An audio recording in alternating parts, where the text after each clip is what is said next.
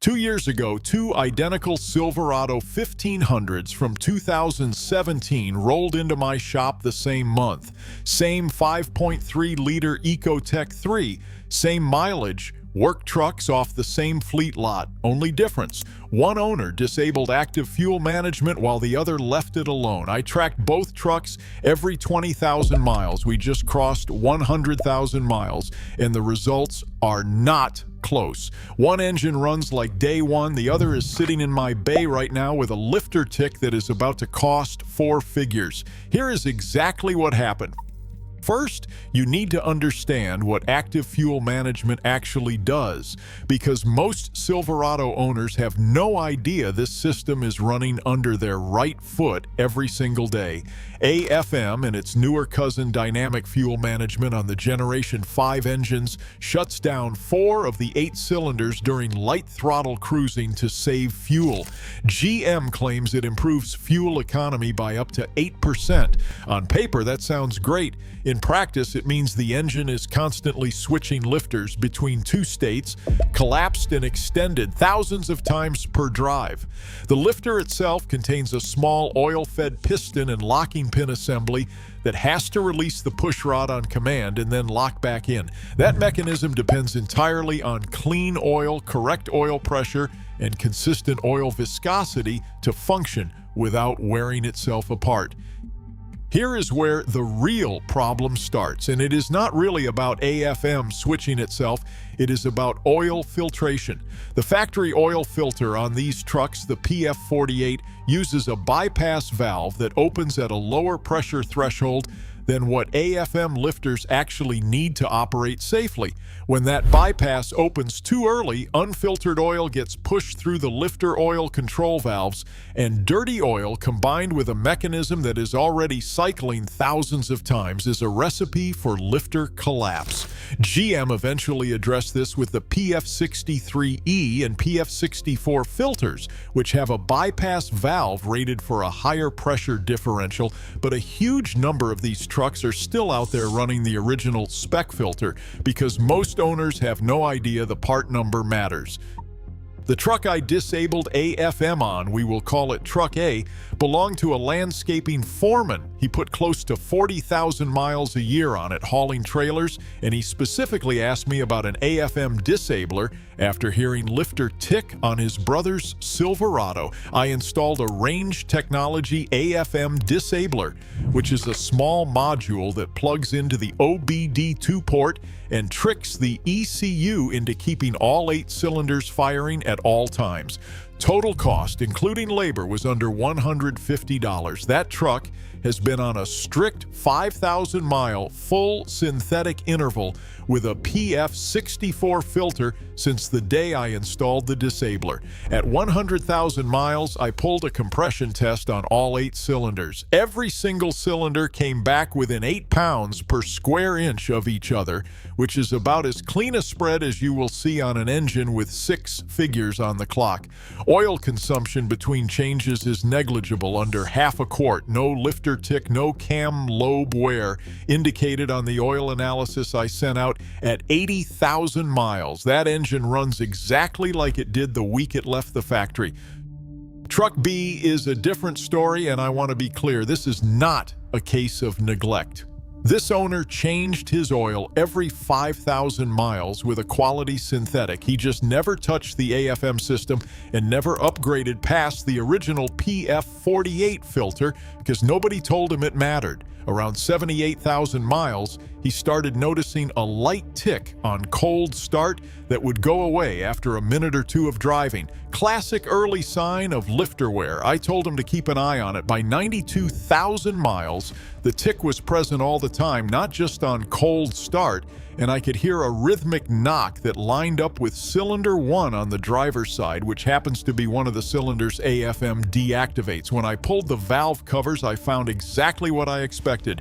2 collapsed lifters on cylinder 1 and 1 on cylinder 7.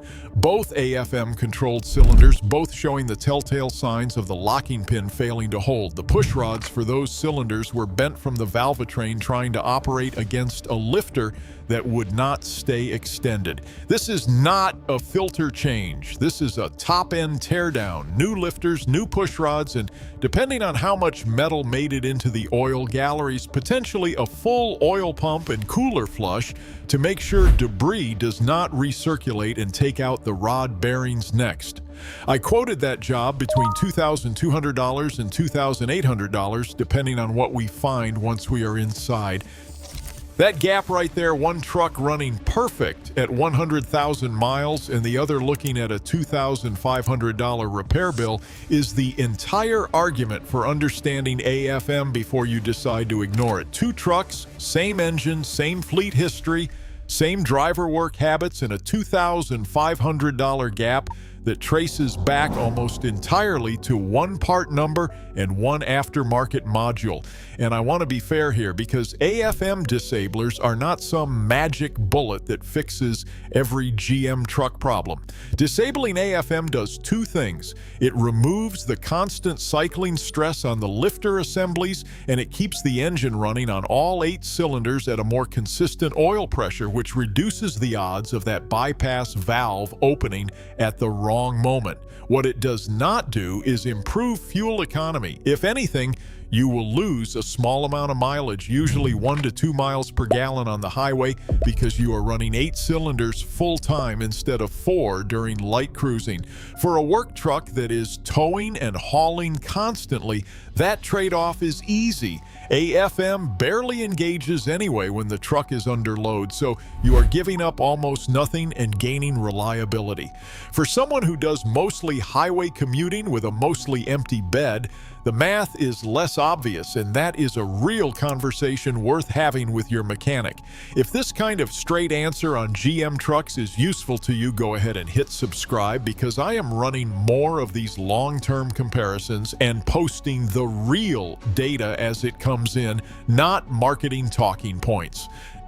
Now, if you are not ready to install a disabler, there are 2 things you can do today that will meaningfully extend the life of your AFM lifters without spending $150. First, switch to a full synthetic 5W30, specifically one that meets Dexos 1 Generation 3 specification, and hold a 5,000 mile interval instead of stretching to the 7,500 to 10,000 mile interval that the oil life monitor will often suggest. That oil life monitor is calculated off driving conditions and does not know or care about lifter wear risk. Second, and this is the one almost nobody does, replace your oil filter with the PF64 the next time you are in for service, even if your truck came with a PF48 originally. It is a $2 difference in part cost, and it directly addresses the bypass pressure mismatch I mentioned earlier. I have started doing this on every single 5.3 liter and 6.2 liter that comes through my bay, regardless of what the owner asked for, because it is cheap insurance against a 5-figure engine problem down the road. I also want to mention the elephant in the room here, which is the L87 rod bearing issue that NHTSA opened a recall on, campaign number 25V274000. That is a separate problem from AFM lifter failure.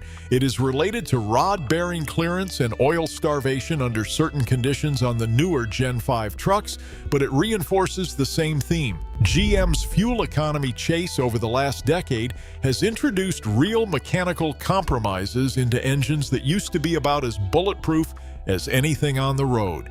The old iron block LS-based 5.3L engines from the 2000s with AFM disabled from the factory, or with early, simpler cylinder deactivation systems, did not have this problem nearly as often. It is specifically the combination of aggressive AFM cycling, the undersized bypass filter, and stretched oil change intervals that creates the perfect storm for lifter failure. So where does that leave you if you are driving a 5.3 liter or 6.2 liter Silverado or Sierra right now? If your truck is a heavy-use work vehicle, towing trailers, hauling loads, sitting in traffic, idling for long stretches, I am telling you to seriously consider the Disabler. It is not a scam product, it is a well-documented fix for a well-documented mechanical weak point, and the fuel economy trade-off is minor for that kind of use case. If your truck is mostly light highway driving and you want to keep the fuel savings AFM provides, at minimum switch to the PF64 filter and do not skip oil changes ever on this engine. Listen for any tick on cold start, because that tick is not something you wait out. It is the first and often only warning you get before a lifter locks up completely. Both of these trucks taught me something I have been saying in this shop for years, but never had 100,000 miles of side-by-side data to prove until now. GM did not build a bad engine with the 5.3-liter Ecotec 3. They built a genuinely strong bottom end and attached a fuel-saving feature to it that, without proper maintenance discipline, will eat itself alive. The truck that ignored AFM's demands paid for it in dollars. The truck that respected them is still running like new. That is the whole story, and now you have the data to make your own call before your truck ends up on my lift with a tick you cannot ignore anymore. If you want to see the full breakdown on the L87 rod bearing recall and whether your VIN is affected, I put together a video walking through exactly how to check that. It is right here. Drive safe, take care of your truck, and it will take care of you.